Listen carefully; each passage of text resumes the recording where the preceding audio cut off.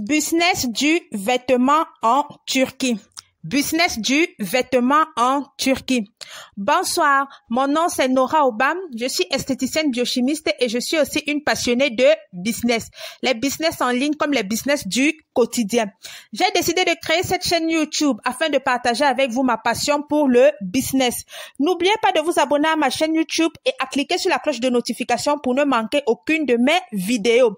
N'hésitez pas à liker, aimer et partager ma vidéo et je vous en prie, vous pouvez me poser des questions dans les commentaires et je vous assure que je prendrai le temps de répondre à chacun d'entre vous.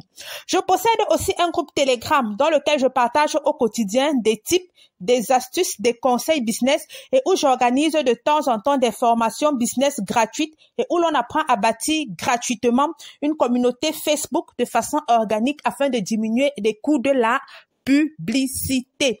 Le business du vêtement en Turquie. Dernièrement, j'ai fait une vidéo où je vous montrais un peu comment faire entre la Turquie et la Chine. Qu'est-ce qui était bien pour faire vos achats, pour débuter votre business. Et je vous ai fait comprendre que si vous voulez faire dans le business du vêtement, le meilleur choix, c'était la Turquie. Suite à cette vidéo, j'ai eu beaucoup de personnes qui m'ont posé des questions et je vais essayer d'apporter certains éclaircissements aujourd'hui.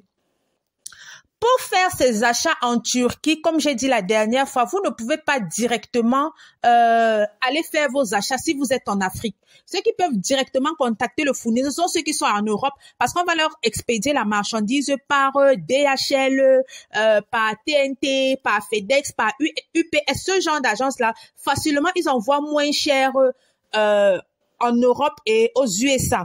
Maintenant, pour nous qui sommes en Afrique, nous sommes obligés d'utiliser le système de cargo.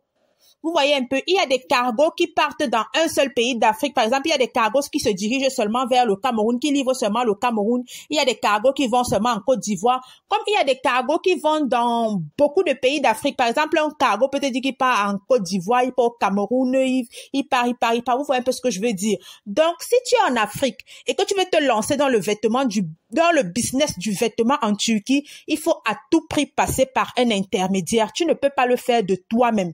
Il te faut quelqu'un sur place qui sera tes yeux et qui sera tes oreilles. Et généralement, ces intermédiaires prennent une commission. Donc, voilà un peu le gros du business en Turquie. Donc, c'est un business assez fermé. C'est ce même intermédiaire qui te montre les modèles qui sont disponibles. C'est ça, c'est à cet intermédiaire que tu vas remettre de l'argent. Et il a sa commission quand tu lui remets de l'argent pour aller faire tes achats. Et c'est lui qui va aller t'expédier tes achats dans le cargo en direction de ton pays. Donc, l'intermédiaire est obligatoire parce que beaucoup de personnes me demandent un peu ça. Non, l'intermédiaire est obligatoire. Parce que s'il faut t'envoyer tes vêtements par DHL, ça se fait. Par FedEx ou par UPS, les prix seront, c'est-à-dire seulement le prix du transport va même être le double de ce que tu as payé pour la marchandise. Donc, quand tu es en Afrique, tu es obligé d'avoir un intermédiaire, de travailler avec un intermédiaire sur place en Turquie. C'est obligatoire. C'est obligatoire. Et de grâce, de préférence des intermédiaires africains, parce qu'il y a aussi des Turcs qui sont là-dedans, il y a des Arabes qui sont là-dedans. Mais je vous dis, préférez nos frères africains parce qu'ils connaissent un peu nos habitudes de vie et ils connaissent un peu notre petite magouille quotidienne. N'oubliez pas de vous abonner à ma chaîne YouTube et à cliquer sur la cloche de notification pour ne manquer aucune de mes vidéos. Comme je vous disais, il vous fait à tout prix un intermédiaire, mais ça ne change pas grand-chose. Ça ne change pas grand-chose. Si vous voulez vous lancer dans le business du vêtement en Turquie, quel que soit le business que vous voulez faire en Turquie, si vous vivez en Afrique, il vous faut un intermédiaire. C'est si vous êtes en Europe, aux États-Unis et peut-être en Asie, vous n'avez pas besoin d'utiliser un cargo. On vous envoie vos marchandises par UPS, DHL, FedEx, etc. et même par la poste. Dans la poste de leur pays, ils reçoivent les colis normalement, ce qui est un peu difficile pour nous ici en Afrique. Mais sinon, la qualité, elle est bonne. Malgré la commission de l'intermédiaire, les prix des vêtements en Turquie restent bons. Vraiment, je vous assure, les prix de vêtements en Turquie restent bons. Et il y a aussi un autre souci. En Turquie, généralement, quand vous voulez acheter en gros, les prix se négocient en série. Il y a série de 4, série de 5. Et parfois, la série contient le même vêtement, taille différente, mais la même couleur. Vous voyez un peu ce que je veux dire? Donc, préparez-vous. Vous pouvez, par exemple, vouloir une robe. On va vous donner la même couleur, mais les tailles différentes. La taille S, la taille M, la taille XL, la taille XXL. Vous voyez un peu ce genre de choses-là. Donc, quand vous faites l'achat en gros en Turquie, la majorité de temps, vous devez acheter en série. Série de 4, série de 5. Pour les chaussures, généralement, c'est série de 8 à série de 10. J'espère que je vous ai mieux expliqué. Si vous voulez faire des achats en gros en Turquie, 1, vous devez passer par un intermédiaire. 2, vous devez acheter, préparez-vous à acheter en série. Préparez-vous à acheter en série.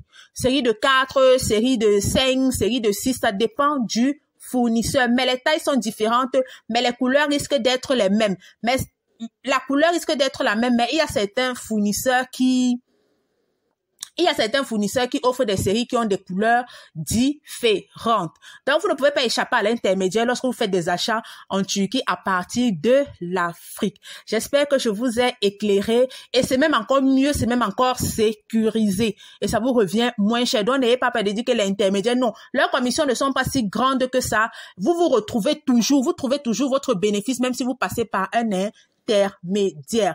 Nous sommes arrivés au terme de notre vidéo. N'oubliez pas de vous abonner à ma chaîne YouTube et à cliquer sur la cloche de notification pour ne manquer aucune de nos prochaines vidéos. N'hésitez pas à liker, partager et à me poser des questions ou à commenter ma vidéo et je répondrai à chacun de vous personnellement. Merci de nous avoir écoutés et à la prochaine vidéo. Je possède aussi un groupe Telegram dans lequel je partage au quotidien des tips, des astuces, des conseils et des idées business. Le lien de ce groupe Telegram est dans la description de la vidéo. Comme je vous ai dit au départ, je suis une esthéticienne biochimiste. J'ai une page Facebook où vous pouvez voir mon travail. Le nom de cette page est Nora Conseil Beauté au Naturel. Le lien est dans la description de la vidéo. Beaucoup de gens sont peinés pour me parler via messagerie et beaucoup ont demandé que je mette mon contact WhatsApp. Je vais mettre mon contact WhatsApp, mais s'il vous plaît, si vous me contactez, vraiment, c'est pour des questions utiles. Ce ne sont pas des questions qu'il y a déjà dans les vidéos. Ce ne sont pas des réponses qu'il y a déjà dans les vidéos ou bien c'est pour parler business. J'espère que je vous ai aidé. À la prochaine vidéo et merci. Business du vêtement en Turquie. Business du vêtement en Turquie. Bonsoir.